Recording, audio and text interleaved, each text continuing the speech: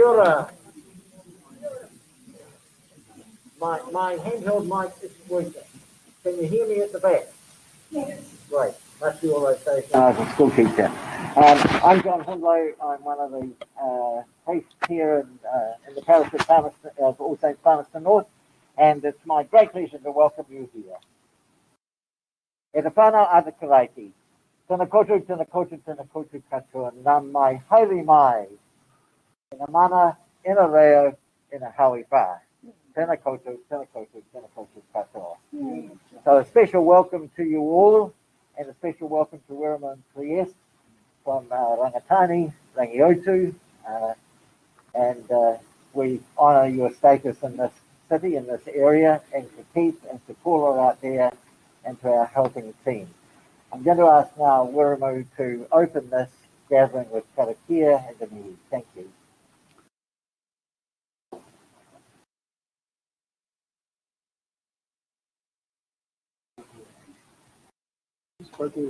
I know. Politicians can too. Kia ora koutou, tino tata, let us bow our heads and pray. E tō mātou māti te rangi, kia taputo ingoa, kia tā mātua rangatiratanga, kia me te atua e pai ai ki rungo te whenua, ki retu ana ki tō te rangi, o mai ki mātou i nāi nei. E tarama mātou mō tēnei rā, mua mātou hara. Me mātou hoki muri nei e o te honge arana ki mātou. Awa ki mātou e kāwea, kia waruanga, engari, whakarangi mātou e te kino no hoki, te rangatiratanga me te kaha me te kōrea, ake ake, amine. Te rangatira tēnā koe e hoa, e kui mai kuruma, rōpua ehi kraiti, tēnā koutou, tēnā koutou katoa. Amihi nui, kia koutou. I tā mai tēnei rā mō take ki te timanako ki anō te whai, mai rua whakarirea, e hia. Anei rā mātou torotu, kua rau e ke nei raru i te koro ai o tarangi Māori e. Ki te kaua nei, ki runga te kaupapa o te rā. I waha kōrero, hei whakamārama, hei whiti kōrero, a whakaro, i whāna ki te kaupapa o te rā. Hutia, tere tō tarakete. Ka he te kōmako e ko, ka rere ki uta, ka rere ki tai. Ki mai ki au, he hata menui o taumā kui ki atu, he tangata, he te rōpua e he kraiti. E roto i te pai pira tapu, ko te whakapono te tūmanako me te araha, i menui, ko tarangi Māori. Nō mai haere mai te whenua rangatani o Manawa tū, ngā mihi nui kia koutou. Just a brief translation, because I know these guys all hearing me what I was saying. These ones are not too sure, and the ones down the road were completely lost. Aroha mai, my good friend Keith Newman. I must tell you something about Keith. We both got saved on the same evening, 1980. We were at the race course, and it was packed out. So I'm sitting down there. And there was only one seat left in the place, and Keith runs in, and I'm saying, "What are you doing here?" He looked at me, "What are you doing here?" No. But anyway, we both go on the Lord that evening, and we walked ever since from that. In fact, I used to play in bands before for some years, and I did a lot of touring in that. And remember, Keith, it was our first Christmas in New Year's, and so we weren't going to the hotel and stopped playing in bands, and we ended up by going to Hindatangi. Hey, with our dogs and our kids and we just burnt the fire because So God's been gracious, and God's been gracious to both Keith and us, and we've walked through the walk together, and ups and downs and around corners. But the good thing is God's been good and blessed my brother abundantly. So it's great to have you here. Just quickly, I know you know the prayer I open up with. I think it's the best prayer in the world. Our Father who art in heaven, hallowed be thy name. And then obviously I ask you, what's the most important thing? The tangata, it is people. The tangata, it is people. The tangata, it is people. And I did a quotation from my favourite one out of 1 Corinthians 13. Three things which remain: faith, hope, and love. But the greatest of these is love. And guess what? If I offend you, No, and I can't. You keep them, but I can't. Guess what? You're stuck with me in heaven. Nō reira, tēnā koutou, tēnā koutou, tēnā koutou koutou.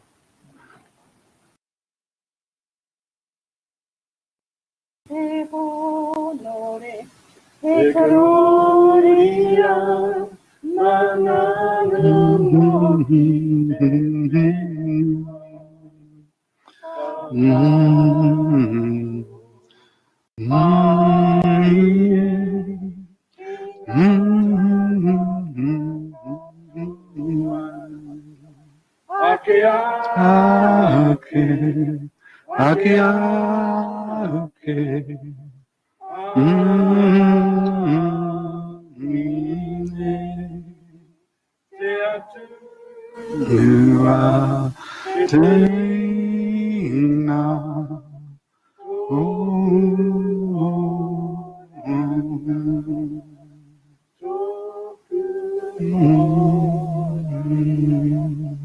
Just something I'm going to quickly share. God has got a sense of humour. If you say you non-Māoris went into a meeting in town with the mayor, and one of you lovely Christian people got up and said, "Excuse me, would you mind if we did karakia?" What do you think they would say to you? No, this isn't Sunday. Hey. Wiramu comes to the same meeting. Kia ora. Oh, Wiramu, would you do the karakia? Oh, kia ora. E tō mātou māti tarangi kia. And then I tell him what I've said. So God's got a sense of humour. You guys, your forefathers and our forefathers missionaries brought the gospel. You can't give it, but the Maoris can. That's a treaty.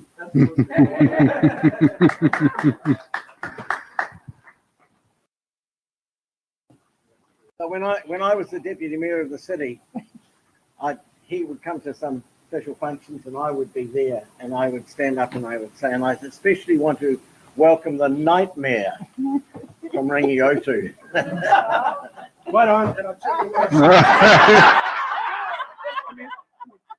I said I might be the nightmare, but it's nightmare spelled with a K.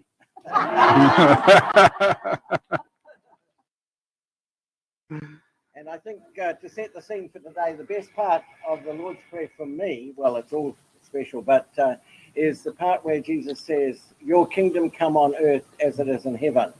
And that's what today is about. It's not about getting to heaven. It's about how heaven can come to earth, in the sense that how can God's kingdom be established here? Your kingdom come on earth is a prayer we want to see answered. So a special welcome also to those people who are on Zoom. There's a whole bunch of you. It's great to have you with us. So we're as much as possible following protocols. I would encourage you to wear your mask during today, particularly if you're talking with people closely. Also, you're sitting in kind of a little bubble, and you might want to stay in that kind of bubble if it suits you. Becky, Paul's husband, wife, I mean, Becky will be bringing the refreshments round, lunch to your table, so you don't have to go and get it, and it's all carefully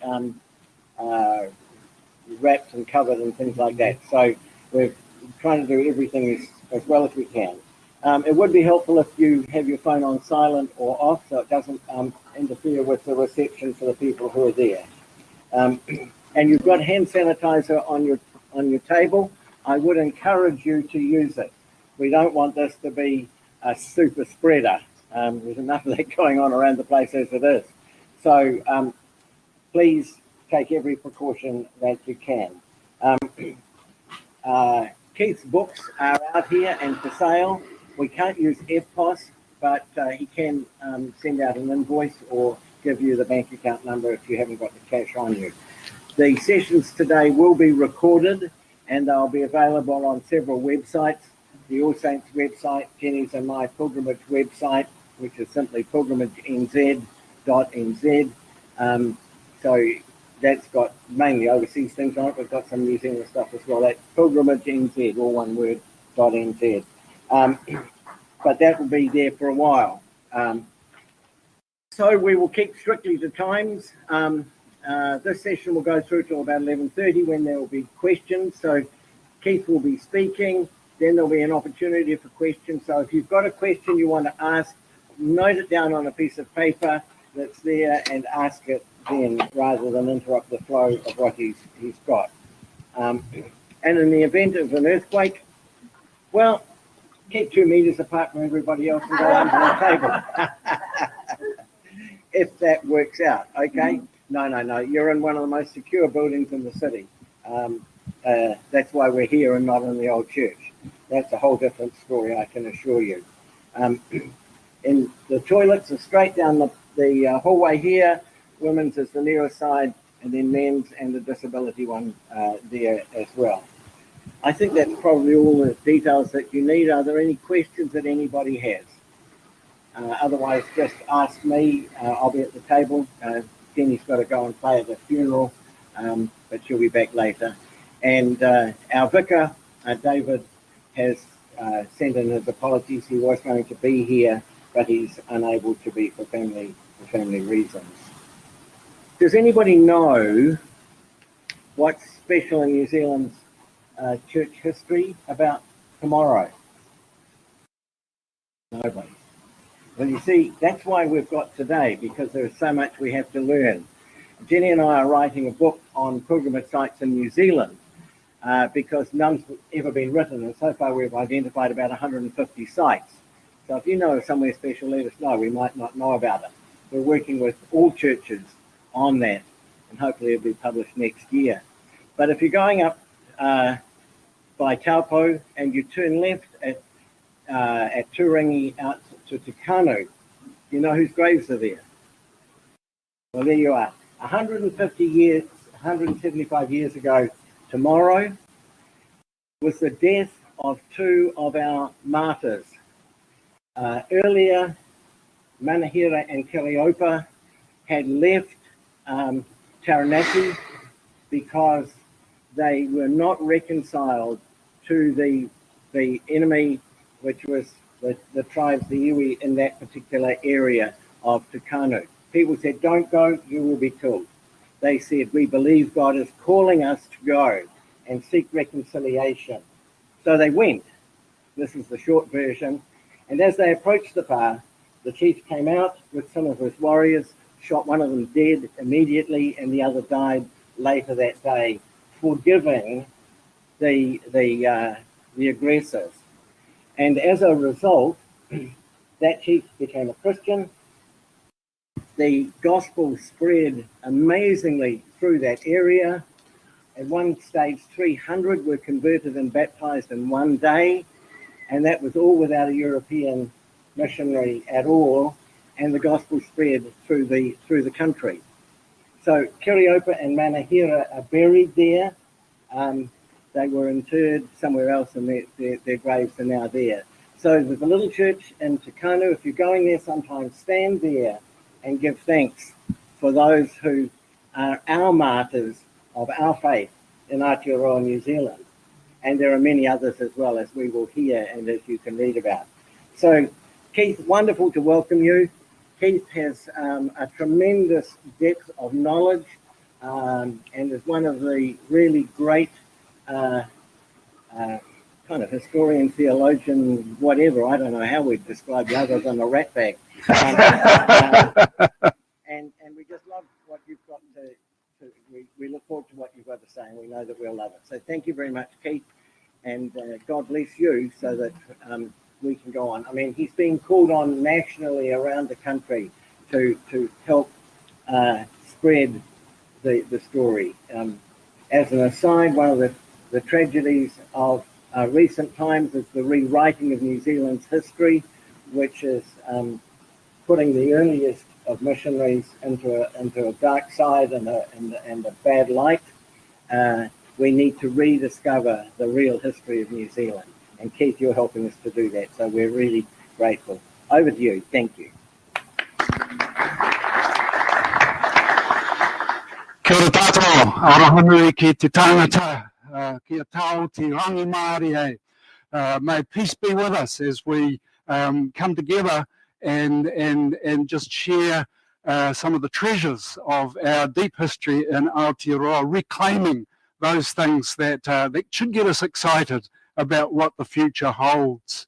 You know, technology is changing the way we do so much. We're in the midst of COVID, we've got our own plague in our own biblical times, and we're having to deal with it. Whoever thought that masks would become a fashion item, for goodness sake? Whoever thought that, you know, we would see an invasion of the Ukraine? We're in perilous times, but we're called to be a people of peace. We're called to find that inner peace so that we're not disturbed or in turmoil because of what is going on around us, because I think that we are called to be peacemakers. We're called to be the ones who stand in the gap and hold what Christ has given to us as a God space. And I've come up with this word recently. I thought we are called to be kaitiaki of the God space. So what does that look like? I think that we sometimes have had a very limited view of what God space is. It's either become a very personal thing that we keep to ourselves, or it's something that we keep within our denominations, or it's something that we whisper and have conversations about in secret off to the side of the world. I think that there are a lot of barriers that need to come down. You know, Christ came to bring down the barriers of difference between peoples, and I think one of the barriers that we've failed to deal with is the barriers between Māori and Pākehā through the treaty. We've failed to understand the treaty, but we've also failed to recognise that perhaps that Māori have an 800-year history in this country, and prior to that, who knows what they were carrying when they came here with some of the knowledge that was moved from Hawaii through to Rarotonga, through to all of these various areas that they brought to Aotearoa, some of this deep knowledge about one God even that seems to have been hidden away, and a cosmic understanding of the seasons and the times, and a creation legend that talks like all great creation stories do. They compress knowledge, and we think, gee, you know, Genesis, with that whole chapter 1 covers the whole of creation and everything else in just such a short space.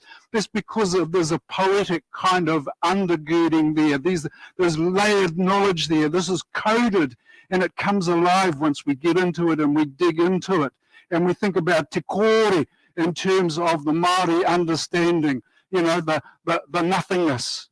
9 kinds of nothingness. How on earth do you get 9 kinds of nothingness? There's something else in there, isn't there? There's kind of, and then you go to, there's potential in there. There's something going on in this nothingness, in this blackness, almost like the book of Genesis where it says, in the beginning there was darkness and there was void and there was chaos. And Māori already got this story in there. And then we go to Te Pō, the deep and dark night that's glimmering with some sort of a hope that's turning toward the light.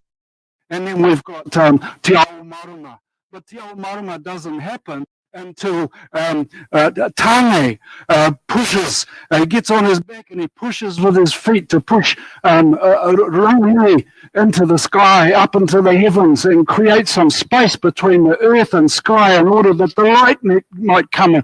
Tāne the light bringer, Tāne Nui Arangi. There's a whole story in here that is like a coded understanding of the creation, of the beginning, of the bringer of light, of the bringer of understanding. And I get quite excited because so often we said, oh no, that's Māori stuff. We don't want to deal with that. That's all legendary. Well, hang on a minute. We've got Greek legends and we've got Babylonian legends and we've got all of these things that are part of the stories that we've taught down through the ages.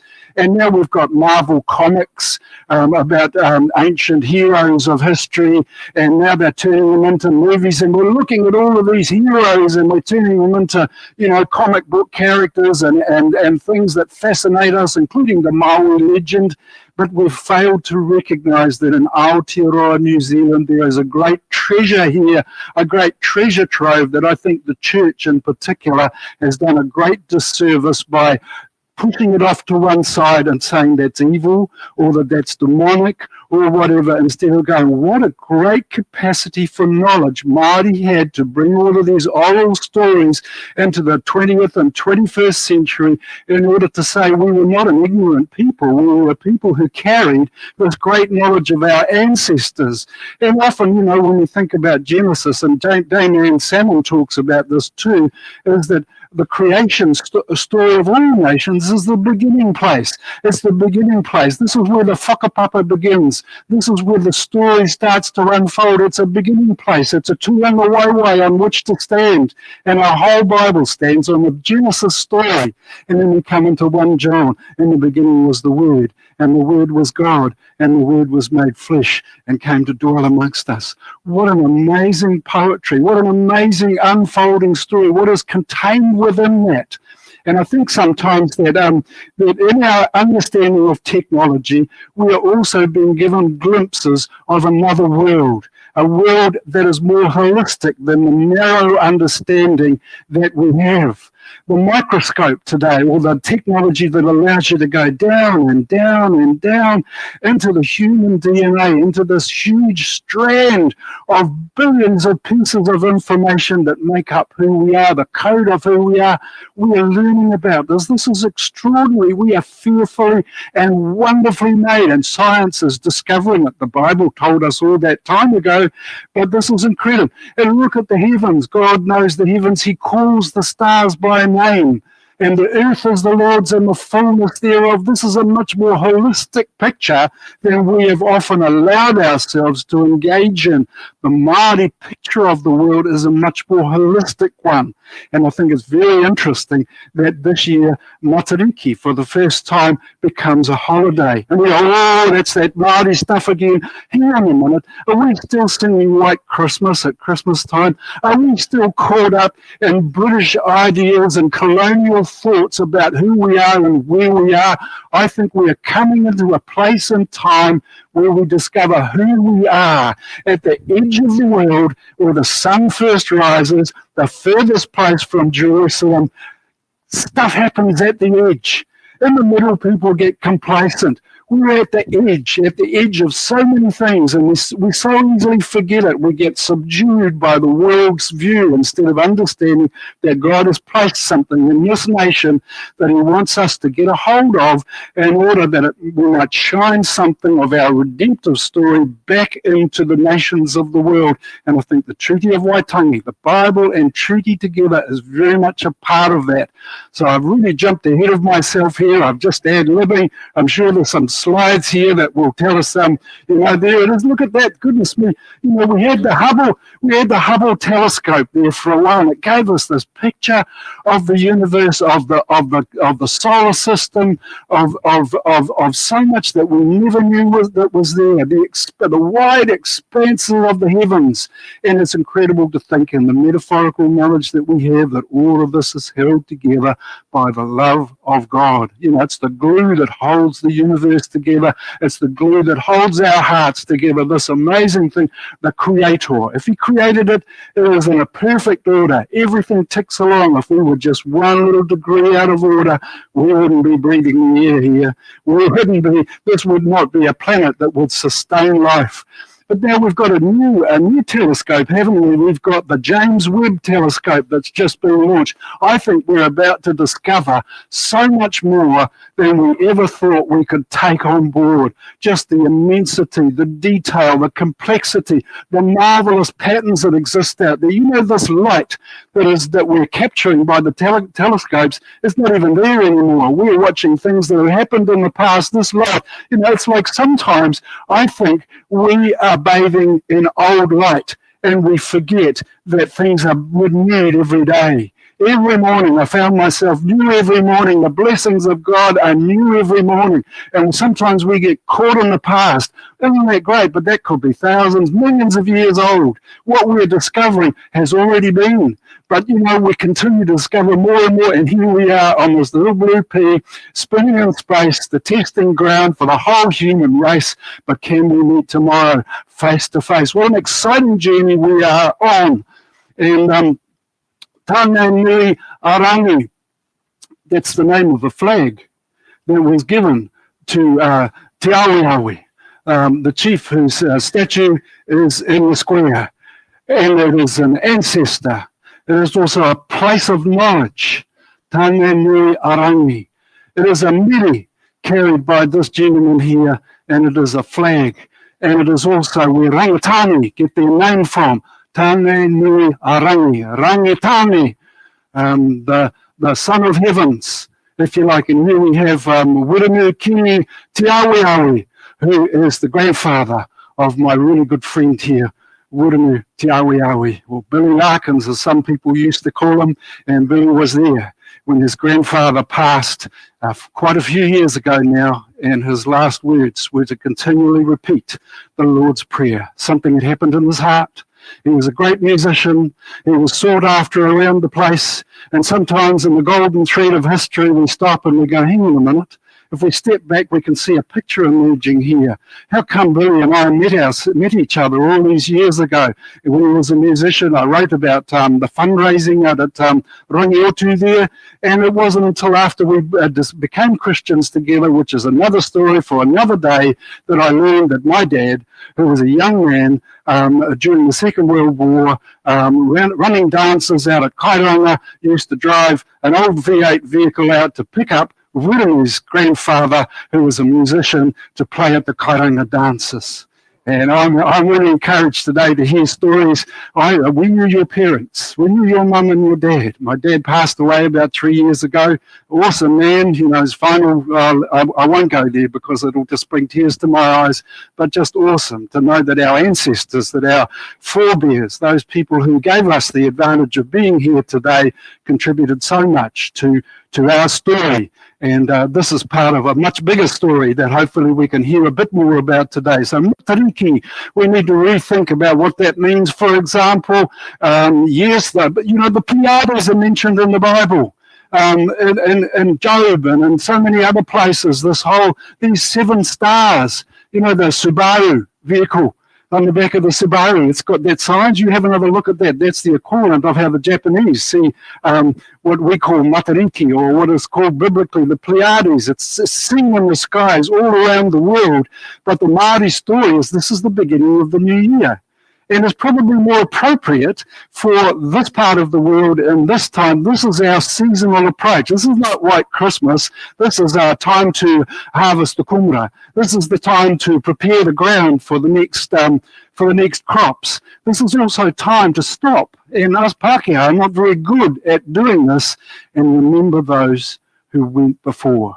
To remember the ancestors, like we've just been doing, who played a big part in bringing us where we are today, to honour the past, and also to begin to reset, to rethink, to reconsider what are we going to do in the new year. So this becomes very functional. It's like it's not what are your New Year's resolutions. This runs deeper than that. This runs as the stars move past us in a particular season. This is like something to do with the seasons in our own spiritual lives and our own physical lives. This relates to the land and the times in which we are. So from about June 22 this year, we move into the Matariki season.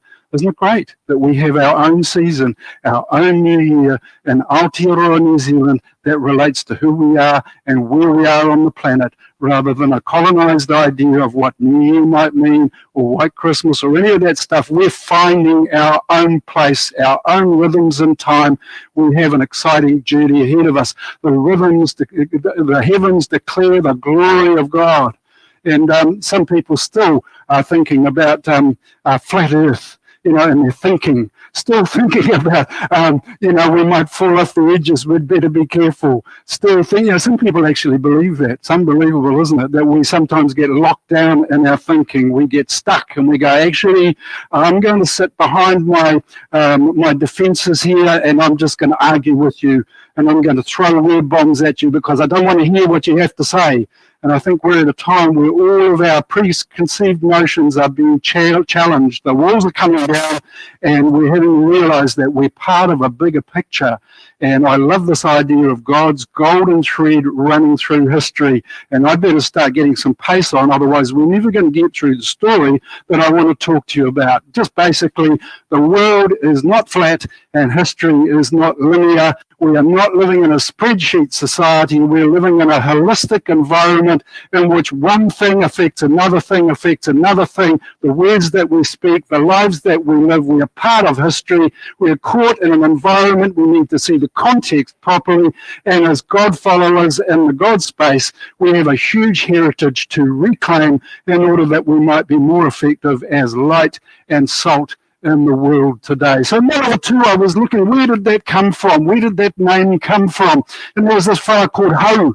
And he was a pretty grumpy kind of tohunga who came from before the waka came to Aotearoa, and somehow he managed to get left off one of the waka, but he made his way here, because hau kind of means winning, so somehow he jumped on a cloud or whatever it was, and he got here with his wife, and she took off and headed off with another man. So she was unfaithful, and he was a tohunga because he was angry that they left him off the waka. So he did something like turn it to stone up at Mahia, and then his wife takes off with this other fellow, and he's going, well, where is she? So he strides around the country, down the east coast, and as he goes, he names places.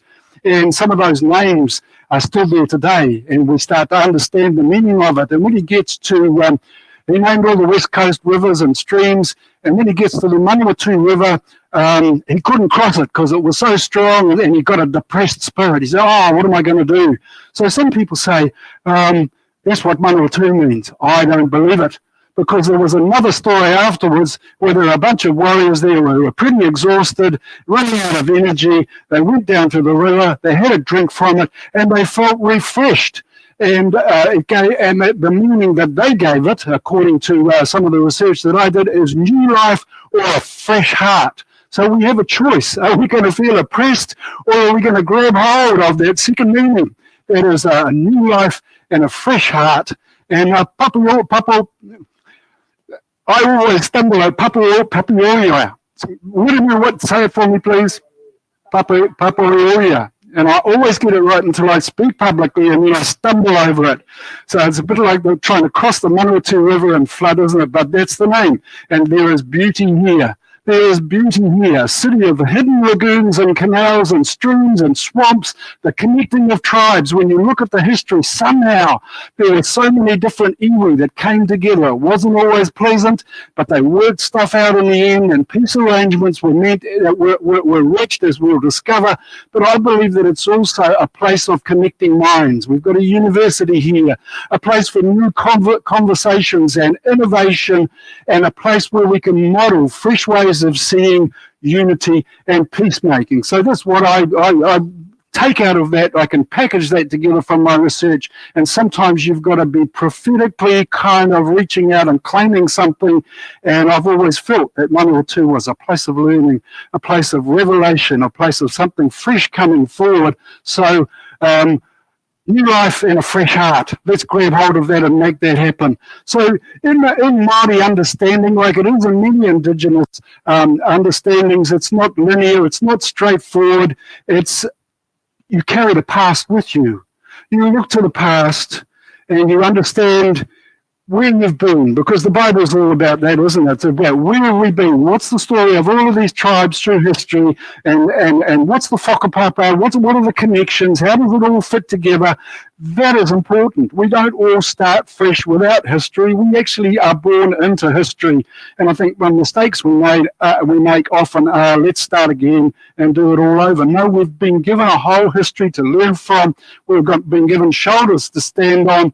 And I like that, kia whakatomori, te haere whakamoa, I walk backwards into the future. So you're carrying your ancestors with you, not literally because that would be too heavy, but you're carrying their knowledge, their understanding, their revelation, the way that they paved for you, and you are paving the way for your next generations, for your mokopuna, for your grandchildren, so that they can look and say, there's a path I can follow. I want to be among those people who help to carve a way into the future that is full of hope and refreshing and is life-giving. And in the treaty understanding, they say, ka tika amuri, ka tika amua, healing the past, which is what we need to do too, because there are things that happened that created a lot of mamai, a lot of pain, and part of walking into the future is admitting what went on in the past. And us Pākehā have to admit our attitudes, sometimes our racist attitudes, our attitudes toward Māori, our attitudes toward our neighbours who are supposed to be loving. This is the God space that we need to step into and be brave enough and bold enough to admit where we've gone wrong in order that we might inhabit the future. And even old Jeremiah, way back in Jeremiah 29, there was a captivity in Babylon for 70 years. And he's saying to the people, stop worrying too much about the future. Invest in the now. Become part of this community that you're in, even though they don't believe what you believe. You be profitable. You build businesses. You raise families. And in due time, I will come and I will put that right, because I have plans to give you a hope and a future. And that word in the Hebrew is ahrit, which means looking back for what comes after. Similar idea, isn't it? The Japanese have it too. One eye on the past, one eye on the future. Our Western goes, now what's in the spreadsheet? Does it add up? How much profit will I make? We've got to start thinking differently. It's a time of thinking differently. So the golden God thread. I love the golden God thread. You know, God has not left himself without witness throughout history. And I just love how the connections fit from a global perspective to what was going on in Aotearoa. So John Wesley, we all heard about John Wesley. You know, he was a hard-out preacher of the gospel. He was an evangelist. He was an Anglican preacher for a long time before he got born again, which is interesting, isn't it? We can know, we can have knowledge, we can have understanding, we can have revelation, and then God gets us and he goes, wow, bang. When God got me, he transformed my heart. You know, because I had a belief, but I was full of knowledge. But when he got hold of me, something dropped away and there was a refreshing came. And John Wesley's heart was strangely warmed after 12 years after being ordained as a preacher. And he said, God's love can transform us into the likeness of Christ. What an incredible statement. Salvation through faith and grace. So he's releasing people from religion and giving them a sense that we can be revitalized by the presence of Christ in our lives. And he formed small groups. He thought it was great if people get together and talk about this stuff and can be discipled and we can have accountability. And he worked among the needy and the neglected, but he was banned from most churches and persecuted because he didn't wear the right robes, because he didn't have all the right bells and smells, because he got ordinary people alongside him to help preach into the needy people around the place. He flouted the regulations. He crossed the boundaries, and he was challenged for the strange gifts he was talking about. Hadn't some of these people been reading the Bible? Hadn't they been reading, you know, what's going on in there about the gifts and the precious treasures that Christ has placed in all of our lives? And look at that, look how far the guy went on horseback. 250,000 miles. He wrote 40,000 sermons. He wrote a whole lot of songs as well. But he promoted social change, prison reform. He was actively engaged in transforming society, and he spoke out against the slave trade. But he was also, here's the connection, a friend and mentor to John Newton. Who knows who John Newton is? Amazing. Grace. But there's a song in it, that deep and powerful song is still with us after all this time. And even in our secular society, we roll it out in times of grief. That song touches deep into our hearts. So John Newton, a former slave ship's captain, is now head of a church in the heart of London, and Wesley was also a mentor to William Wilberforce, who was one of the youngest members of Parliament. And he used to hang out with the Prime Minister, William Pitt. They were party goers. They go out to the parties. They were, dress up and invited to all of these events where they were highly sought after because, it's like name dropping all over the place, isn't it? So he's really connected to these two guys. So the Clapham sect. William Wilberforce, the youngest politician, mentored by Wesley and John Newton. So Wilberforce was really a bit concerned at one stage. He thought, hang on, I'm a Christian. Can I really continue to be a politician? There seems to be a conflict here. And he was really struggling with this. So would he follow Christ, and what would that look like? If he was a politician, could he maintain his faith and carry on doing what he was doing? Newton advised him. He said, no, you carry on doing what you're doing, because you can have an incredible impact on society by staying exactly where you are. And so that's what he did. So he was part of this Clapham sect social reformers group, which we might call activists today. They went against the grain, and he said it's not good enough having children down the mines working. It's just not good enough. Having slaves to pick your cotton and do whatever.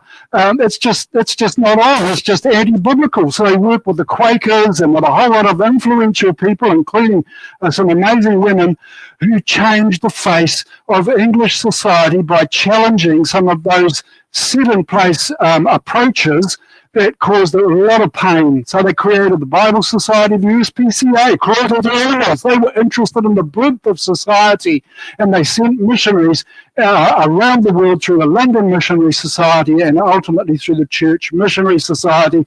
And there's my little boast moment. Paula and I went to Clapham. I wanted to go out to Clapham on the train. We went out there, and there was this forlorn-looking cold building in the middle of a paddock, and I thought, that is so disappointing. And it was locked. And I went and I thought, oh, well, I'll knock on the door anyway. Bang, bang, bang, bang. And this guy, I thought there's some movement in there. And this guy comes to the door, and it's the caretaker. He says, come on in. He just arrived, invites us in. We get to walk around, talk to him. What a lovely guy. So I got to, he wouldn't let me stand up in the preacher's seat, though. But it's about as close as I got. So it's the church at Clapham, where Wilberforce and all these other guys met on a regular basis. So, God of nations at thy feet, in the bonds of love we meet. What a great national anthem or prayer we have. And it hadn't been written by this stage, but there was something going on.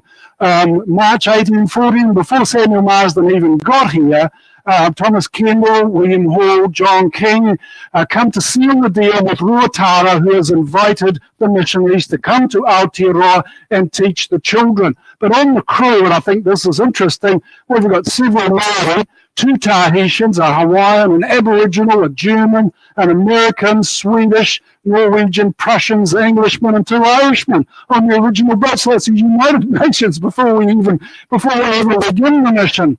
And Kendall was the most curious one. He believed that they were fulfilling prophecy with this scripture from Isaiah, and it shall come to pass in that day that the Lord shall set his hand again the second time to recover the remnant of his people, which shall be left from the tribes and nations and the islands of the sea. Ooh, maybe there's something in that, but he felt he was doing God's work. He was part of something, and he made more effort to get to know Māori than most of them did.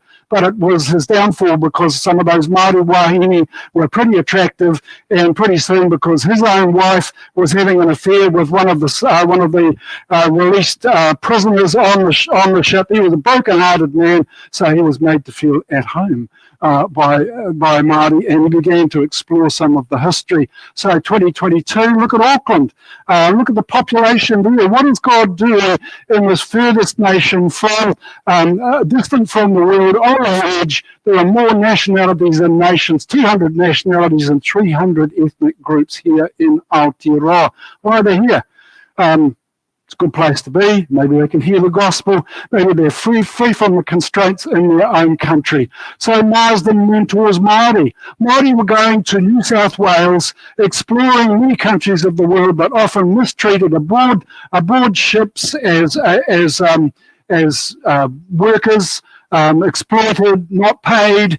But Marsden was involved in ensuring, when he heard about this, because he found that Māori were incredibly intelligent people who were able to express what was going on, and he said, actually, this mistreatment's got to stop.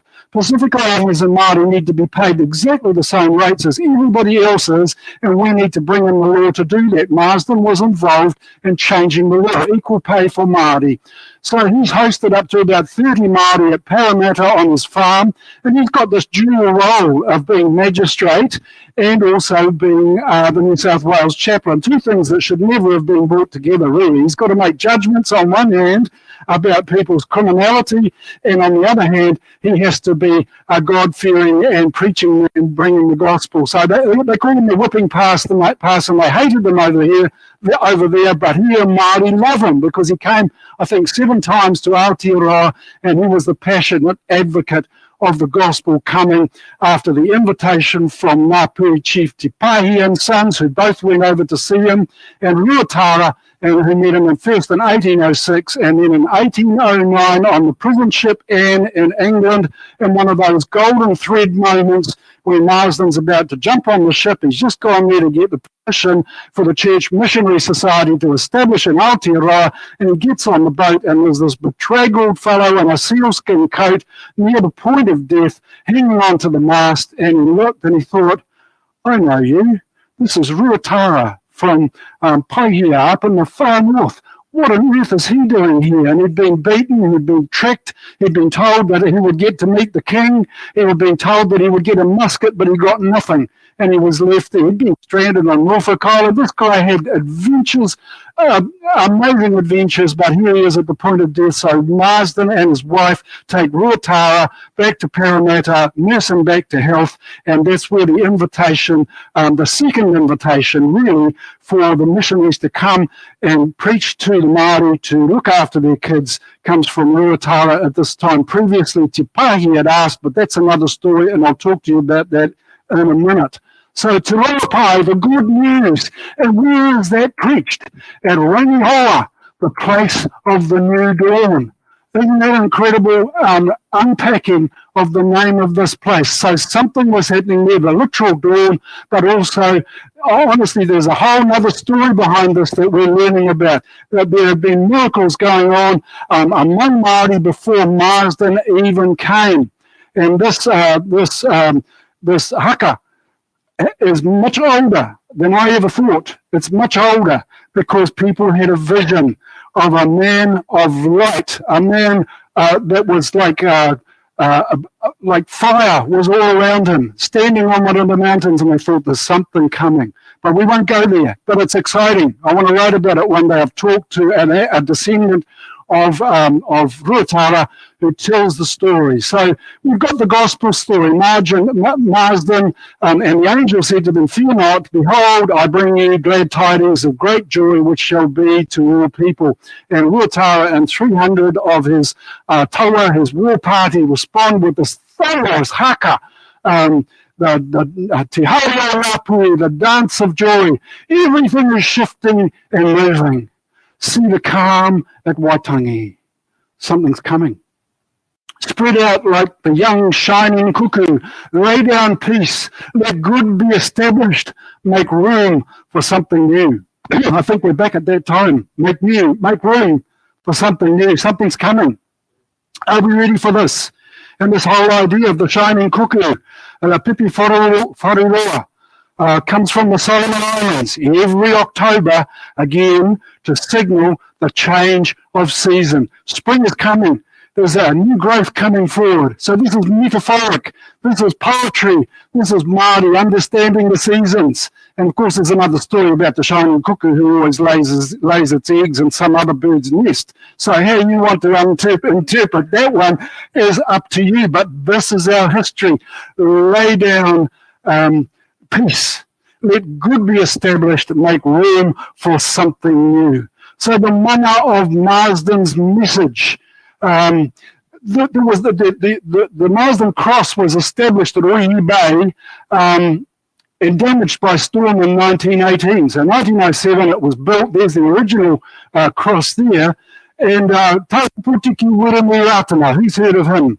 He's, his origin is just over the hill there, out from Martin, before Whanganui, Ratana Pa, a place of amazing truth, a place where the great prophet of Aotearoa was raised up by God, the reluctant prophet, the drunken Bill Ratana, who did not want to have a bar of this, who'd studied the Bible and until he was nearly blind, and then said, nah, stuff it, I'll go and bet on the races and raise the race horses and work hard and whatever, and God got him. God got him with a bunch of tohu, a bunch of symbols that changed his life. And we could talk a little bit more about that later. He had an encounter with God to restore the people to one God. This was a broken people who've been told that all there is left to do is to fluff up the pillow of the dying race because we're not going to include them in the legal process that we're building for this nation. Māori not going to be here for much longer. So rather than saying, hold on a minute, God loves Māori, he's got a plan for them, and I'm going to tell you what it is. And he said, return to Ihoa o Newman, or Jehovah of the multitudes, and then we can start to work together. Turn yourselves away from all of those old fears and superstitions that are preventing you from stepping into the future where there's great hope for the Māori people. And he grabbed those people who had been part of the World War I contingent of Māori who'd learned so much, and he gave them a purpose and a reason, and they became some of the best wheat farmers in the country. They became an organised community that was ready to have a huge impact in this nation because they needed a vision. Without a vision, the people wander aimlessly. Without a revelation, people go round and round in circles and never really get to break through into what God's inheritance for them is. Anyway, 1922, Ratana on his Northland tour with his brass bands, amazing brass bands out there. They go down to Oihi Bay, and he sees there's a bit broken off the cross, and he's standing there to reclaim the Maori of Marsden's proclamation of the gospel. This is not heading off on a wild track. This is not heading off onto some old God's theology. This is Ratana saying, I claim what this man did. I claim this message of revelation of the gospel of Jesus Christ because that's part of my ministry and my mission. And boy, have we misunderstood and done Ratana a great disservice by turning him into some cult in the hills, when in fact he was God's pointer. He was God's finger pointing to the future. Anyway, he's there in the long grass and he goes, oh, hang on a minute. And there's that bit of Marsden's cross that got damaged in 1917, was it? 1918 in the storm. And he said, all right, boys, we'll take this back to Ratana and we'll. So they carry it up the hill, and that is now cemented in the front of the Ratana temple. So it's there. So that Marsden's cross portion, or that Marsden's cross is now at Matauri Bay. And Matauri Bay is where Marsden first landed. He didn't go to Paihia at first. He didn't go to the Bay of Islands. He went to Matauri Bay. Why? Because there was a great rari-rari. There was a great misunderstanding. There was great pain because Te Pāhi had invited Marsden, and Marsden would have come a lot earlier. But Te Pāhi had been there with his sons and invited Marsden, come. But what had happened in the meantime is that the ship, the Boyd, had mistreated a number of Māori on board, and they came into Matauri Bay and told the story about how they had been mistreated, and there was a massacre. They burned the ship, they killed the people, but the person that was blamed for that was Te Pāhi. And it wasn't Te Pāhi, that's fake news. We've got to be careful with this fake news, this nonsense that goes around sometimes that sounds credible when we haven't done our research. And all the whalers thought, Te Pāhi, Marsden's friend, ha, look what he's done now.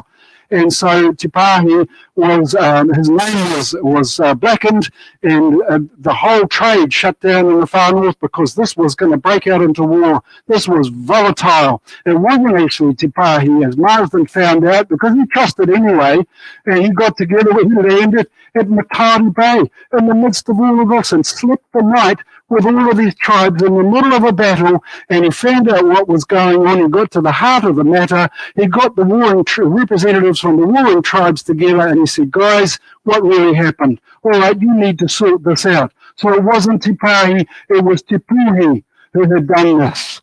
So peace was made at a time that could have caused war to break out in the whole of the Bay of Islands before Marsden even got to preach that sermon on Christmas Day 1814. So he did the mahi, he did the work before he even set about to preach the gospel. So it's works and faith. This man's involved in works. He brokered peace and forgiveness and set the tone for something amazing. So the missionaries arrive in this incredible time when the place is at war. There are civil wars going on. They've been going on for a long time between tribes it's like a country and western song gone wrong, isn't it? Somebody done somebody wrong song, and it's like, I'm going to get you. You sleep with my wife, right? Okay, but you never know when I get you, because I'll sneak up on you when you least like it. This is the mighty way. Utu, reciprocity. That can mean you put on a feast, so therefore we've got to put on a better one, or it can mean you've upset me somehow, you've killed somebody, you've caused an offence, you're going to get it. And some of this stuff is generations old. So you never know, there's no peace. There is no peace. There will always be ready, because somebody could invade the walls of our pa, or somebody could come up the river and have a go at us for something that happened that our ancestors did. So this has been going on for generations, and it still is in some cases, and that's why peacemakers are needed. So what's happening here is that the muskets arrive. Māori getting hold of this new firepower from some of the whalers and the traders and the sealers, who are causing all sorts of problems anyway, because they're lawless people, and we don't like lawless people, do they? Because they cause problems with everybody. So March 1850, Ruatara dies, which is really sad, because he was the sponsor of the mission. Now the missionaries are under the auspices of Hongihika, who is the most fierce fighting chief in the far north, and he gets what he wants no matter what. So the great scattering starts to occur, and Wiremu just knows that I need a little bit of liquid refreshment here, because he can hear the tone of my voice, and it's discernment. You know, that's one of those great gifts of the Holy Spirit, isn't it? I discern something is needed here, but a liquid. It is right. So I think this is really important, this great scattering that's going on. So Hongihika's got his muskets, and he's heading off down to Thames. He's heading off to get Utu on different tribes, but he's also exploring new areas and deciding, is that a better area? Do they have better potato crops? Do they have better looking wahine? But there's no concern for consequences. A lot of people die, and a lot of people end up in the oven. Ooh, shouldn't say that. They did. So Hongihika, Patuoni and Co. from Ngāpuri up in the far north, Tiroparaha from Kawhia, Matiawa from Taranaki, Te Whirowhiro and Te Waharoa from Waikato, Te Hiu from Taupo, and other chiefs create great fear by displacing tribes across the country. They're coming across into Hawke's Bay, where I'm living at the moment, and everybody's freaking out, and they're going, man, we haven't got muskets, so these guys are coming here, and they're doing dreadful things to us. They're looking for new places, they're looking for new resources, and it happens in Wairarapa across here. Two people go, oh, hang on, we haven't got muskets, these guys are pretty scary. And the first one to come down this way is Te Rauparaha. Well, he comes down with Patuoni and his brother, Wakanini. They come down first of all, explore the area, right down to Kapiti Coast, go down a little bit to the top of the South Island, discover that there are whaling ships landing at Kapiti, where they might get some more muskets. Te Rauparaha is in trouble in Kawhia anyway. He's being attacked by people from Waikato. It's getting unsafe for him. Everybody's exerting their influence. It's like a playground battle, isn't it? Or, keep away from that guy. He's going to thump me. And this is causing great disruption down the country. So if we think about the musket wars, and I don't think we can understand our history properly until we understand that there were 3,000 intertribal battles, raids and skirmishes, and about 20,000 people were killed, and just as many taken captive. Slaves to Ngāpuri which is, God turns stuff around in his own way to make it valuable. So a lot of those so-called slaves or captives that were taken to the far north went to the mission schools and began to learn the new skills of literacy and biblical understanding and trade skills and all the rest of it, until the chiefs in the far north got a touch of the gospel and began to see that forgiveness is better than utu, and began to see that forgiveness is like the circuit breaker. And this is part of the Christian principle, is that you mean circuit breaker, that ends it. I don't have to watch my back anymore, and I don't have to plan a revenge attack on those guys. Something's happened here. So there's something going on concurrently to all of this. So the Wesleyans have arrived about 1819, and they work with the Church Missionary Society. And some of the high church Anglicans are going, well, that shouldn't be happening.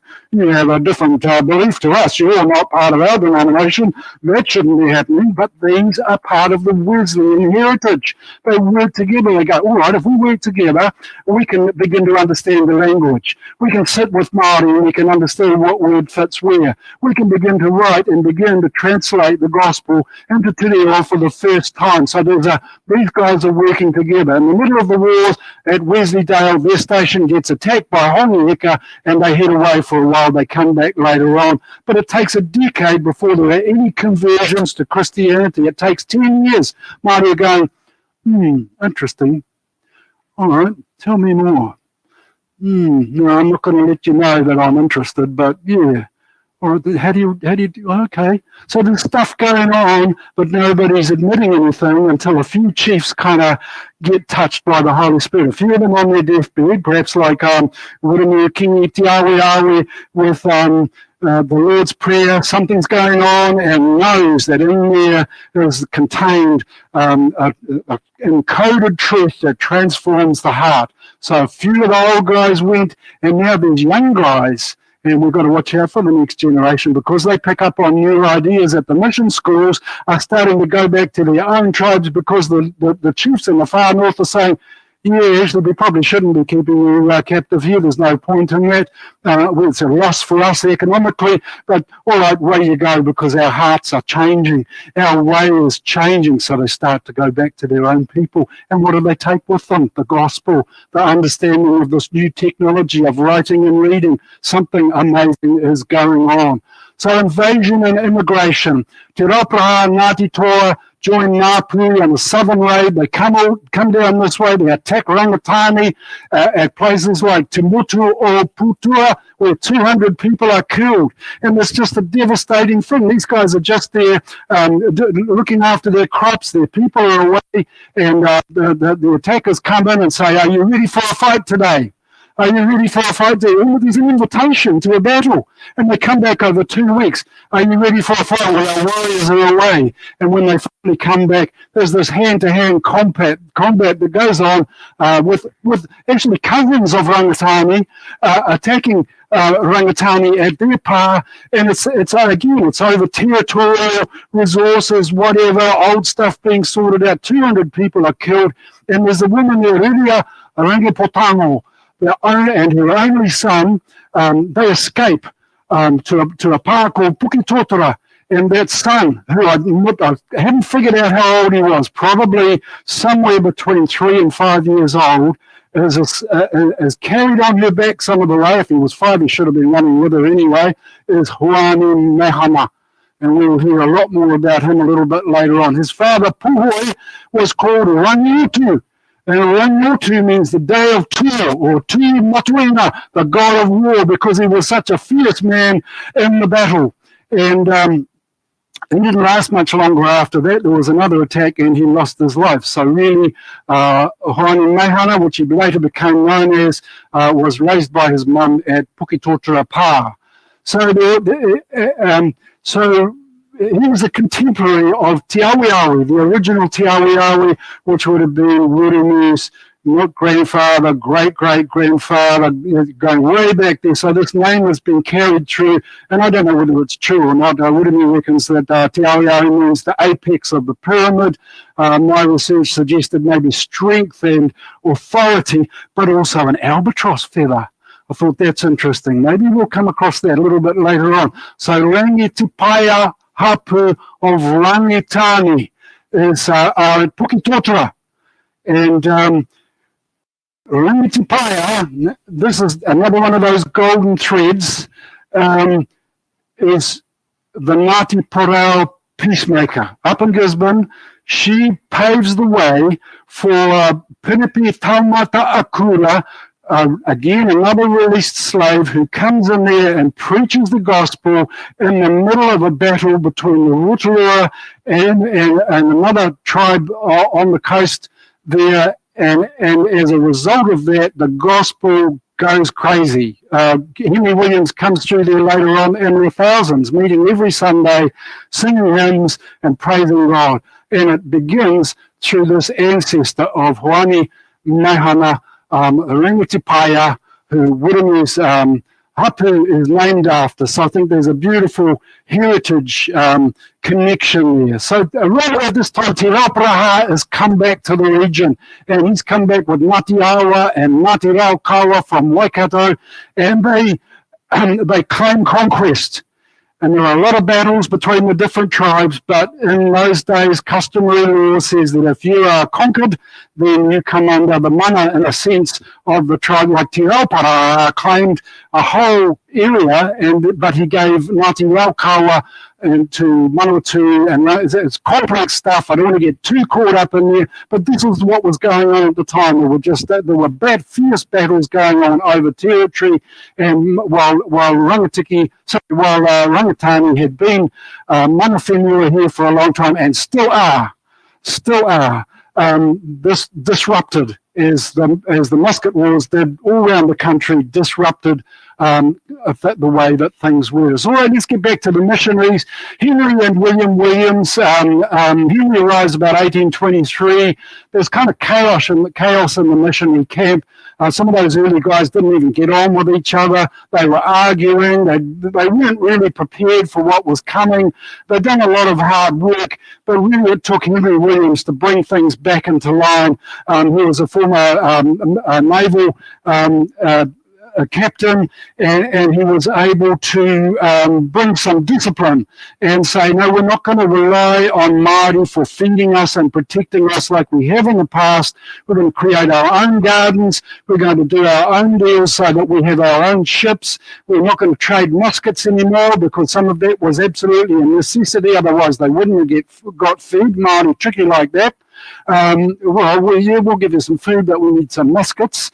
Marsden wasn't very happy about that, but they probably wouldn't have survived. So he brought stability, discipline, direction, ended the musket trade, and there was a boldness about him. He immediately won the kuruwha, the four eyes they called him, immediately won respect among Māori, being able to step in between warring chiefs and say, "Taiwa guys, if you continue to do this, you're the ones that will lose, because you will not be tending the gardens, you will not be getting the flax or the trees and the returns that you could if you put your hand to trading and raising the future. You'll just wipe each other out." So somehow, in his logic and preaching the gospel, this made a huge difference. His brother, 1826, who was a surgeon, a scholarly man who knew languages, came out too. Now, why on earth would these people come out to Aotearoa at all if they were coming for their own self-serving purposes? They could quite as easily have stayed back in London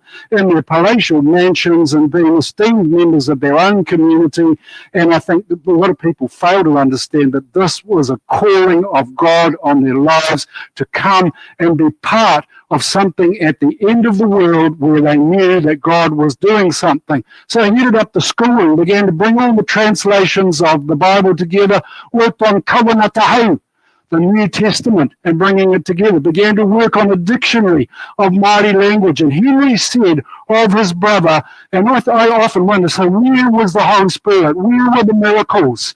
And you have to think, well, it's a flaming miracle that they got here in the first place, but then he appears not to learn it It seems to flow naturally from him. So somehow William Williams aligned himself with Māori, and there was a revelation, a breakthrough in his understanding. Yes, he knew the classical languages, but they're nothing like Māori. And Māori is te reo is a very complex language, but it seemed to flow from him. His brother was admiring of it. And these are some of the heroes of the faith that you read about in my books and that we should know about and should be part of our school curriculum, although I'm not sure that will be the case. But it ought to be, and the option ought to be there to do that. William Colenso, printer, missionary, and botanist, very interesting young man. He was passionate about learning the gospel. He used to go to the Quakers church, the Anglican church, the Wesleyan church, and people despaired of him. They couldn't figure out what. You thought you might get confused. You find a church and you stay with one. His parents didn't like that, but he was hungry for knowledge. And then one day, and he said it was like the candle of the Lord was lighted on my head. He just got the ping, he got the Holy Spirit, the wow moment. And we love that when it happens, doesn't it? That revelation that changes your heart.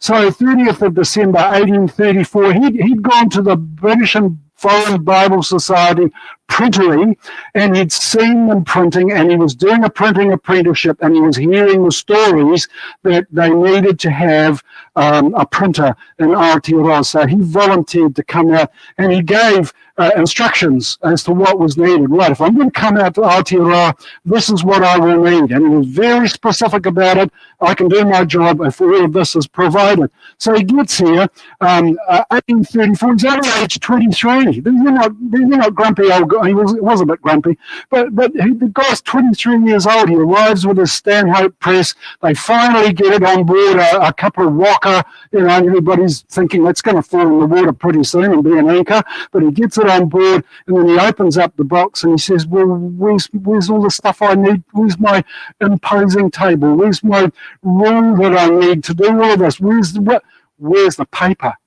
Where's the paper, guys? That's the one thing you've got to have if you're going to print from the gospel, which is what they've come to do.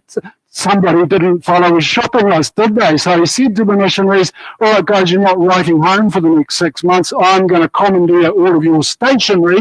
And that's what he did. And the extraordinary thing, December 1835, he improvised. Within 7 weeks, he produced 25 copies of Philippians and Ephesians. By 1835, 1,000 copies of Te Ruka, the Gospel of Luke.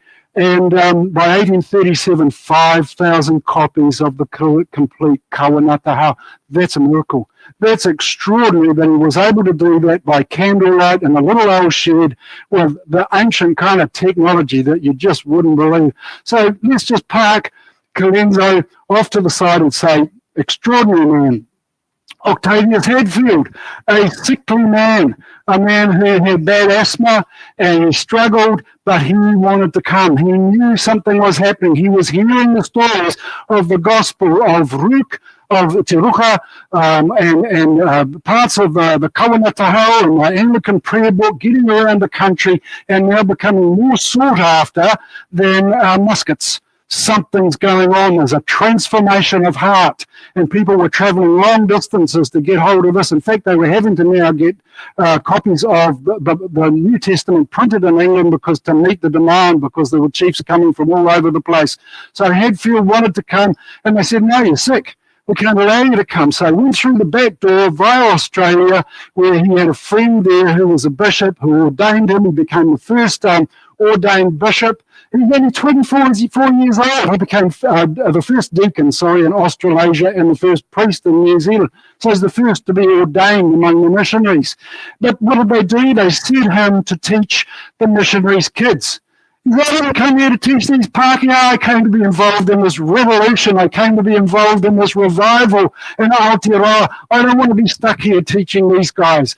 And then there are a couple of visitors from the Kapiti Coast come knocking on the door.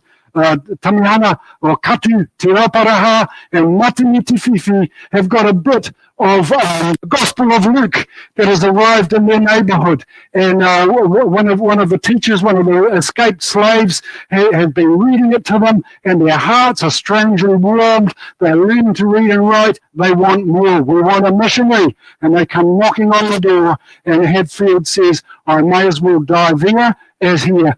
Send me. Isn't that a gospel, isn't it? Who's going to go? Send me. So he becomes, just interesting, he becomes the first elected bishop of New Zealand. He's sick, he struggles with all this stuff, but he lives to 91 years, and he buried at Martin out there. What an extraordinary man. So Māori missionaries lead the way for this revival that's happening. Musket Warriors captives in the far north at Paihia, Waimati North, Te Kaio, and Hokianga end up going back to their Aoninui and Hapu, taking the gospel with them. 1834, Henry Williams goes to Gisborne and finds 1,000 people at church, influenced by Perepe Taurata Akura, whose the way has been paved by the connection to the tribe, to the Hapu here. Extraordinary link, I just love it. 1835, Waikato's Tamihana Te Wāroa. Now, Te Wāroa, Te Wāroa is the mouth, isn't it? Gateway. Yeah, but you know, he's the man. You don't mess with him. He's the tribal leader there, and he's a warlike person. You don't mess with him, and he's expecting his son, like a lot of dads do, to follow in his footsteps. But Tamihana has received the gospel. It's changed his life. He's becoming fluent in gospel understanding and revelation. He says, Dad, I'm not going to go to war anymore. Sorry, but I'm not following your footsteps because I don't like what you're doing. He was reading and writing within 6 months. April 1835, he gets converted, and he continues teaching after the mission is attacked at Matamata. And there's a young girl called Taruri who gets killed during that process, and the Bible, Te Ruka, is taken from her neck, which if you can follow me, then you will thread all this together. So in 1838, 1846, Tamihana creates a village called Te Puria. And Te Puria is still a place out there in Matamata called Puria. And it's named after the Bereans in the Book of Acts, who are commended because they study the Bible and they look at everything and they say, now, is this true? Can we rightly divide this word? Is this correct?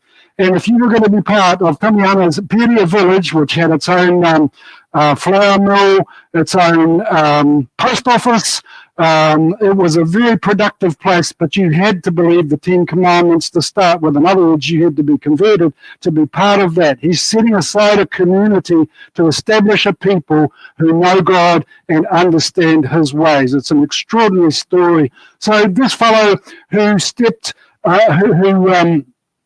who went down to the Kapiti Coast to preach to and teach Tamihana, Te Rauparaha, and Matini Te Whiwhi, and about 7 others, is called Matahau. He's Ngati Awa from Taranaki. He's been taken in the far north as well. He's been taught by, amongst others, by Henry Williams. He's well versed in the gospel. Reverend Brown's Matamata station is attacked. Tururi's killed. Pauru Tuita takes the Gospel of Luke from around her neck, and he's sitting at a campfire as they're moving along the place, and Matahau, who's heading back to his own people at the Kapiti Coast, the Taranaki people who are down there at Waikanai, he asked them, what's this strange book? What is this? Well, I took this off this girl's neck. What is it? So he starts to read from the pages of Te Ruka about freedom from slavery, about the prodigal son, about the good Samaritan. And Te Rita is like in the book of Acts where they heard the inspired first apostles. He's pricked in his heart, and there's a transformation goes on, and he goes to see Tururi's dad, who's already a converted man, and he says, I'm sorry, I've heard the gospel, I took your daughter's life, and they're about to seek revenge, and Wirumi says, no, let it be done, let it be done. And at that point, there's peace made between Waikato and Rotorua, and Matahau then moves on to the Kapiti Coast. I call it the Kapiti Coast Bible College. Matahau teachers, Tamiana and Matani and 8 others. And they go to Kapiti Island because Te Raupaha is not very happy. He says, hang on a minute, you're teaching people peace, and I'm trying to get people ready for war parties. This is not good enough. And some of them are saying, if you bring those books out here, we'll burn them. So they go off to Kapiti Island and they learn for 6 months, and then they go to the Bay of Islands. And then when they come back, we'll jump ahead a bit.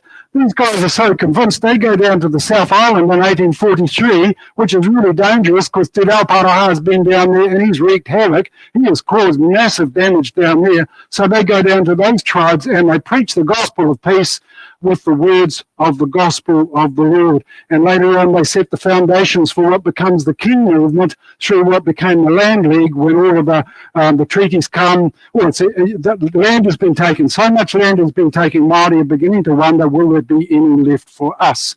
So, Te Whakamuri, we've got 5 minutes, and I hope I can get through some of this so that we start at the right place at the right time. And if I see too many people yawning, I'll stop now.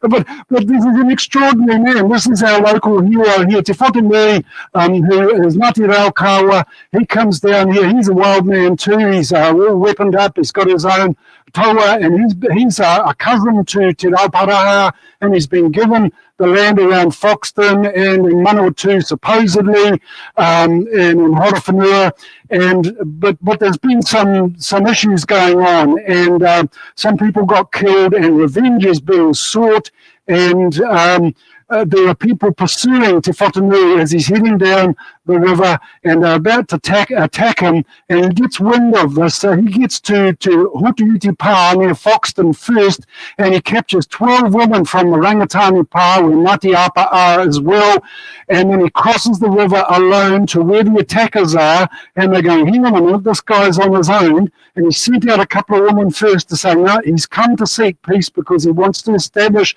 himself here, he's not come to seek trouble, and he's not. He wasn't part of the slaughter that you're talking about that you want revenge for. So crosses the Waka, crosses the river in a Waka on his own, and the war parties are so impressed. They say, "Well, you're a Manawaroa or Braveheart."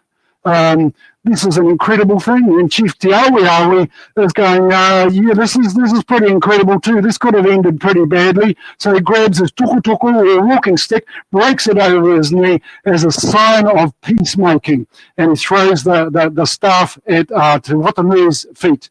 So the tribes agree, bloodshed's avoided, and it's called the peacemaking at Karikari. So 1834 and 37, the Taimuri swamp battles. There are 2 of those as well. It's battling over the eels. This is the eel breeding ground.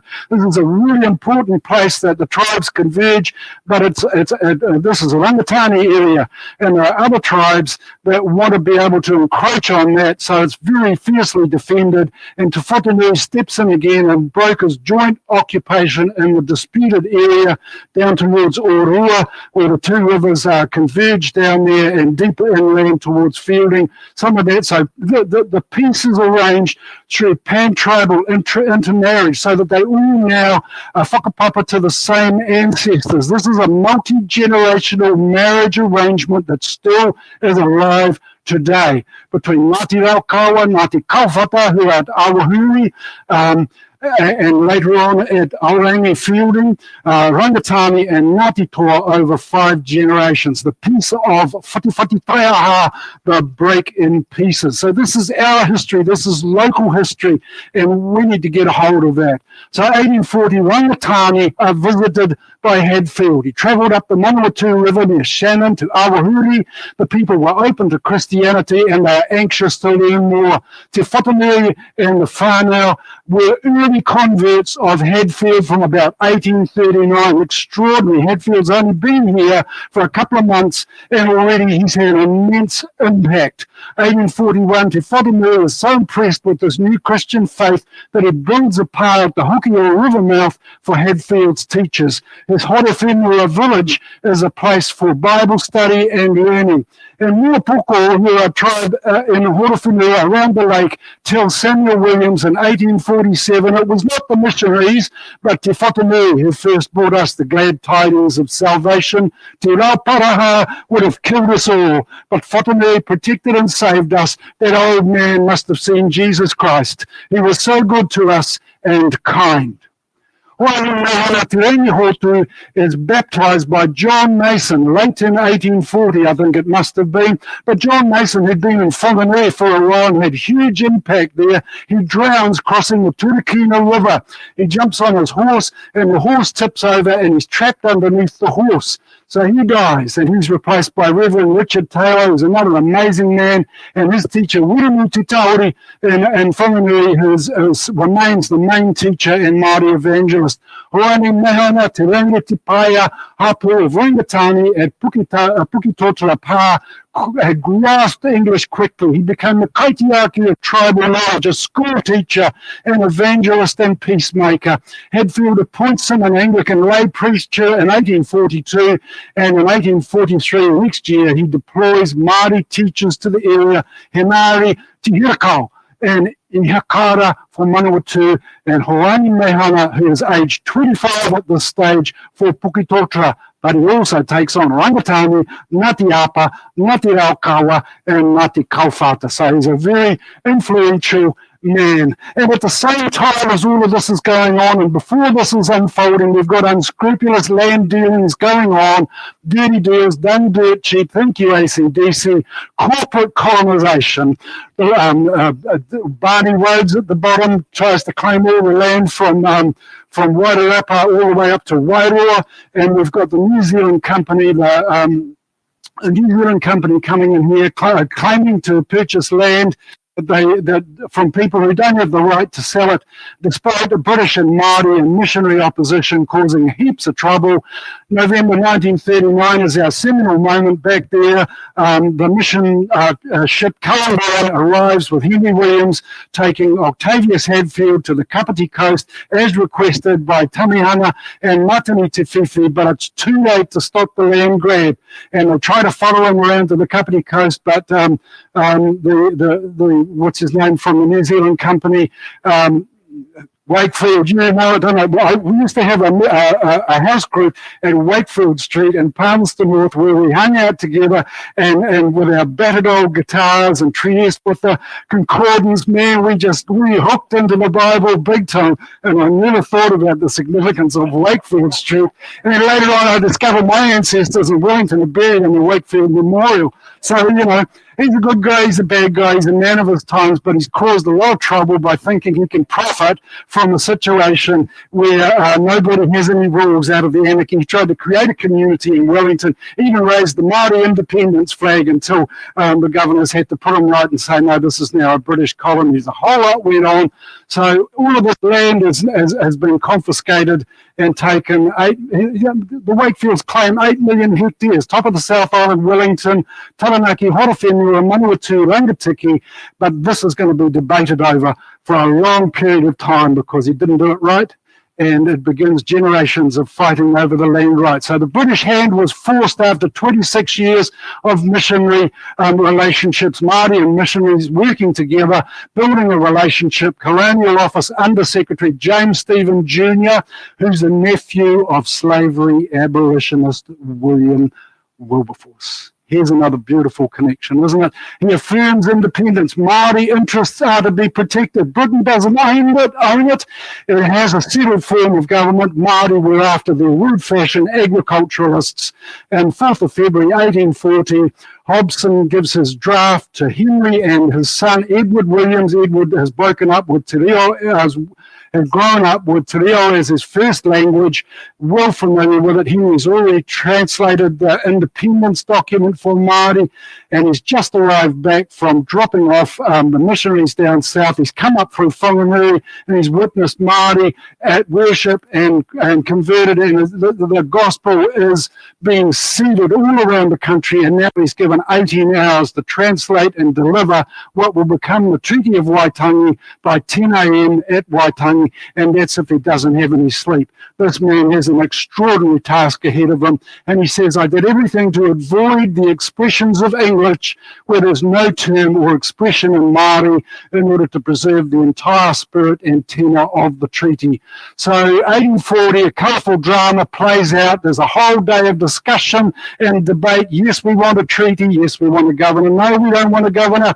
No, we don't want a treaty. And this goes on like it does on the marae when any issue of controversy comes up on the pai, everything comes out, all the negative, all the positive, until everybody stops afterwards and had a cup of tea and says, hey, that was cool. Wasn't quite like that, but nobody moved till Huniheki's name was called. Huniheki saw himself as an Anglican lay reader and often walked around with a Bible under his arm, really believing he was a good friend of Henry Williams. He often dropped in on Henry Williams and his family having breakfast with his taua, and Henry would have to go and put on extra eggs and bacon. But anyway, Colenso asked, and this is William Colenso, he's the printer, he sent out the invitations for the treaty, and he's a bit concerned. He says, now, do Māori fully understand what they're about to sign? Hobson says, no fault of mine if they don't. So Heki said, well, Māori would have to rely on the missionaries. So overall, 540 Māori chiefs signed 9 copies, including 13 women chiefs. You know, again, colonialism quickly expunged that inconvenient little fact. So if you're a woman and you're a chief, man, you have a huge amount of mana. And all right, so 50 meetings, the majority signed the Māori version, and many viewed it as a sacred covenant or kawanata. So there would be no Treaty of Waitangi without the missionaries. So as a church, we are involved, and we cannot be spectators sitting on the sideline and saying that's the government's business, or that's Māori business, that's our business. And if we're peacemakers and peace bringers and bringers of the Spirit of God and involved in the God space, this is also our space. I'm sorry, I'm about 5 minutes over. I'm sure we can be a little bit flexible, but I would like to receive any questions that anybody has. So I'm sick of sounding my own voice.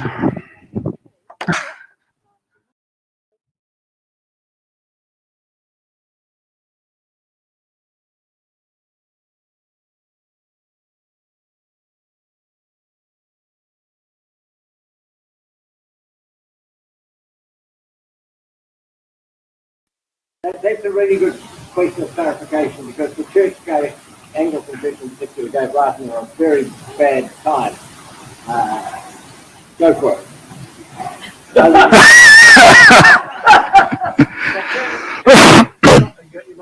I've got my mic on, yeah. No, he's one of my heroes, Tau Potiki Wurumi Ratana. And, you know, I just see, perhaps we'll talk a little bit about this later, but really, again, it's one of those wonderful threads that I think that God aligns in our society, is that there's a time for somebody to appear, and they don't appear in isolation. They come because of a heritage or because of the context that's going on. And again, Rangi Tipaia, Mata was a seer, Matakiti, well known, and her granddaughter, and her husband was a chief in Manawatu, and her granddaughter, Meri Rekereke, who you may have heard about, was Ratana's niece, grew up with Ratana's grandfather, and again, this is Richard Taylor from Whanganui, is very instrumental. He's got a church out there where she is. So the gospel is coming into place here, and Ratana, reluctant prophet, is drawn into this. He studies the Bible, and he has a vision. And Meri Rekereke sees on him and his sons, and he's about 40 at this stage. He's had a full life and a wild life at that. Sees something on him that he will be a great leader, and his sons will be influential as well. And there's a whole lot of stories that align. There's other prophecies that, Mary Riki got hit on the head by a cross that had been put on a particular church that had been established for Te Kuti, actually. And when it landed, the prophet Te Kere said, the one on whose head this cross made of the Hanukkah tree lands will be the one who picks up on my prophetic heritage. And it landed on Mary Riki. So you've got this whole generational connectivity that to Māori is really important. I think it's as important, well, not as important, but it's of a similar importance to Jesus saying in Matthew, this is my whakapapa. This is where I come from. So he gets credibility straight up. In my viewpoint, Wirimi Rakana was the greatest healer New Zealand has ever known. And like the Branhamites, I think as he died, the people started looking to him. But on his deathbed and everything, he always said, Jesus Christ is the one. And sometimes people can use just what the question you asked. What's that?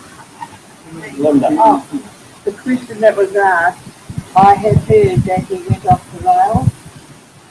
The enemy comes along and puts those words onto other people to not why they don't live some of the gospel because of darkness.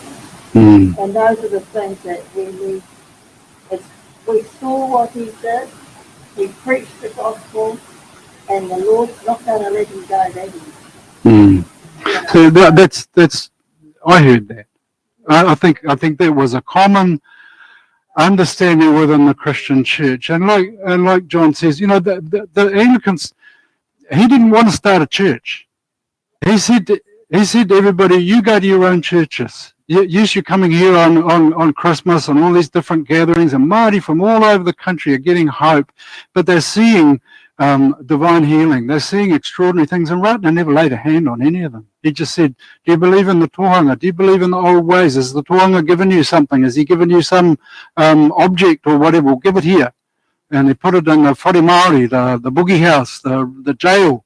And that jail was full of walking sticks and walking frames and glasses and that he took from people that he healed. And the Anglicans, they argued over, everybody was arguing, well, which church should they follow? And in the end, he said, you're just going to keep arguing amongst you, and it's not going to achieve anything. If I say this church, you'll argue, that church, so he agreed. When he was in England, somebody set up a church. When he came back, he cancelled it and said, no, that's not what I want. But he saw that the people were divided and they needed a leader, and he agreed that they would establish the church. But the Anglicans did. They sent 2 bishops in to spend a day with him and consider his theology, and at the end of it, they said, we can find no fault. And the Methodists came and they sent, actually, I can't remember his name right now, but Reverend Tehima came from the Methodists. He'd been with the Salvation Army Māori Whakaopi group, but then they moved off their Māori mission, so he came to be with Ratana and built a church there and was really advising Ratana continually. They had a little Methodist church there where they held service on the Sunday, and when they had the Te Kuti ring a 2 bell, come to the service, and it was before the temple, the Timipara, was built in 1828 and consecrated by a Japanese bishop who came out and said, good news from afar is like a refreshing to the soul. And he came and, said, this is awesome. This is what my people need back in Japan. So there's relations. This is far reaching. And I had heard that too. That's why I spent 20 years studying this to find out for myself. And like Wirimi says, I think that tauputiki Wirimi Ratana as the most influential faith healer we've ever seen in this country, and he had a message specifically for Māori that Pākehā are not necessarily going to understand, but he spoke to Māori in a Māori way, and he restored their hope at a time of great despair. And yes, there have been fallings away. Ratana himself fell away at one time, and he went up in an aeroplane, and he drank a couple of bottles of whiskey, gone back to his old way, threw them back threw them out of the plane, and came out and he said, "No, that was hatana. Look what Satan does when he gets hold of your old life and makes it life again. Now let's get on with the good things." So he's human. I loved him because he's human, because he's real, and because he had a vision for people that was practical. Now, how do we make our enterprises work so that we can become an economically viable people? How can we restore the treaty? And I'll tell you a little bit later, we would not have the Treaty of Waitangi today if Ratana had not persisted in his mission to not only restore the people to Ihua or Namano or Jehovah of the multitudes, to turn them away from the old gods and fears and superstitions and unite the people. Never quite got there, but still that message resonates. So I think Ratana is part of our awesome heritage. Where we get our stories from. Open. Today's going to challenge some of the stories we were told. Where did they come from? So the very early church under the Williams and so on was so pro-Maori that those guys were held up for treason against the government, which the church then became a secular church which left Maori alone and sided with the government to this day.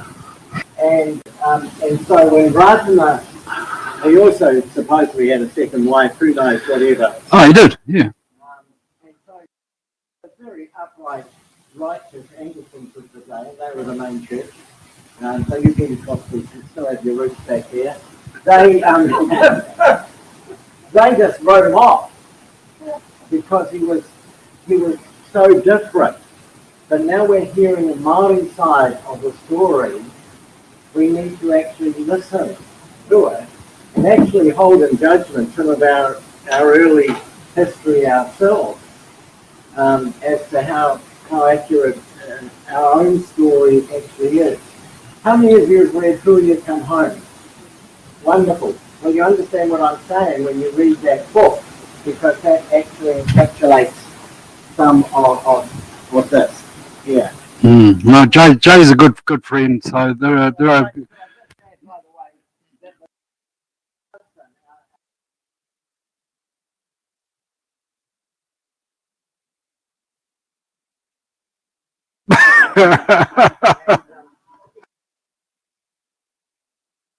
Who, by the way, ministered to the protesters from the cathedral in Wellington, just silently and quietly. But Justin has made reconciliation and peace with the Ratana people.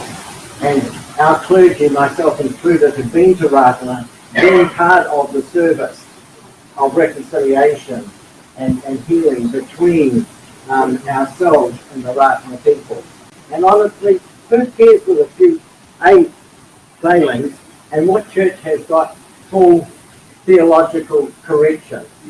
They're all human constructs, you know, so none of us can really stand pretty pure and righteous.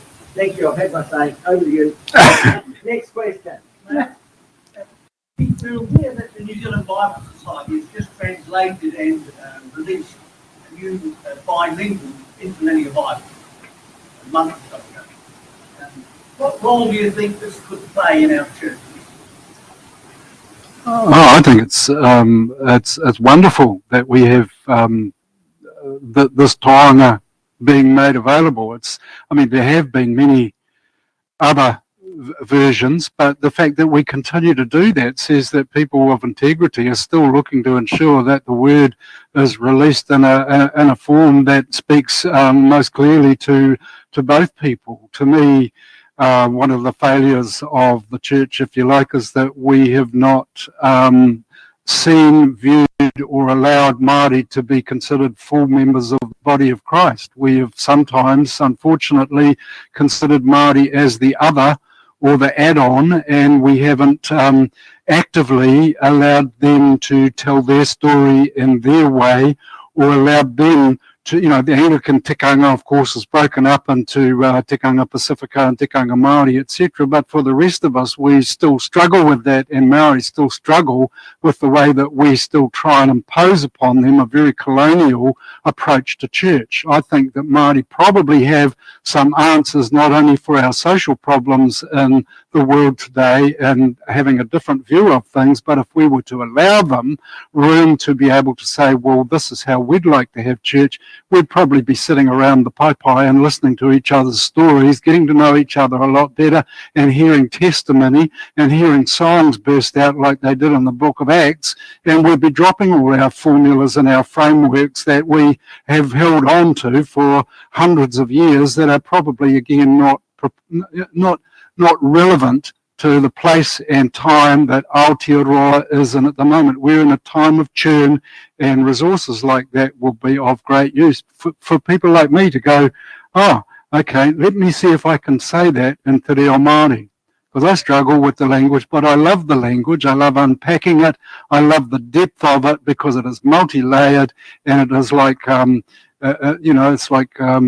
it's like a proverb, so often you follow something there and you go, we were talking about Psalm 22 and Jesus on the cross, and realizing that when that first word that he spoke, or the last words that he spoke on the cross, trigger a whole psalm.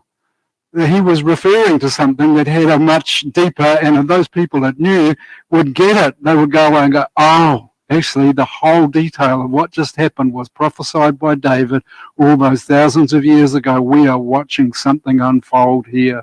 So I think that's a wonderful treasure. Yeah.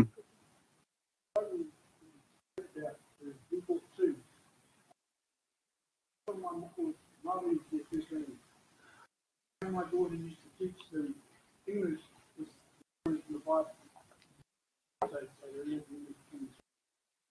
Now, with that, I bought my daughter one, and I bought one for me because I'm not fluent.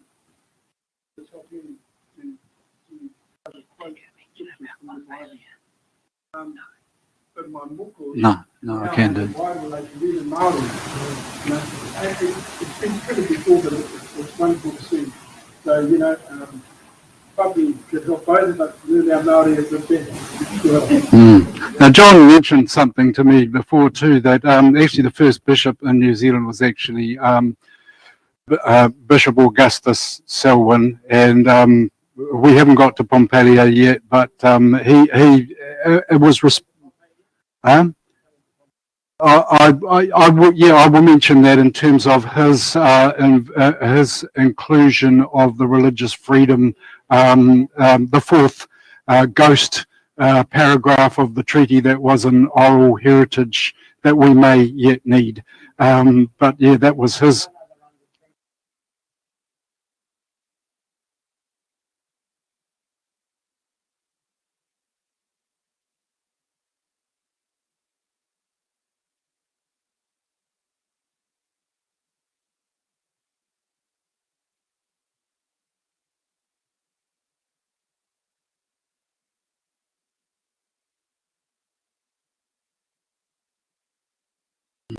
Yeah, and some of the dates and some of the Wikipedia and some of the records are actually not accurate. So I'm working with some people within the Ratana movement to get some of those dates corrected about the movement of the Celtic cross. And you're right, because it says Maltese in some of those references. So I assume, but John is right. When you look at the shape of that cross, you realise that actually, again, is one of those golden threads that locks us into a deeper history.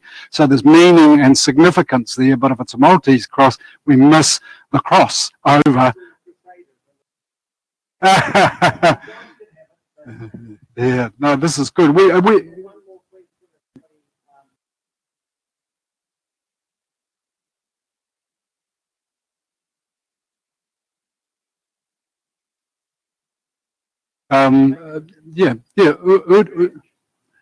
Well, initially we go revenge, you know, what you do to me, I'm going to repay. But it also has a sense of reciprocity. In other words, it can be used in terms of manakitanga or hospitality. And one of the reasons when the Māori King was set up was that a lot of people turned that down, a lot of chiefs turned that down because they weren't able to put on the big feasts that would be required, because if you put on a big feast, then the next tribe is saying, well, your responsibility now is to do better than that. So it's to balance things in a way. So if I got that wrong, Wiremu, so reciprocity, balance, utu, in the sense that we've been talking about, is you won't get away with doing that. There will come a time where we will achieve balance.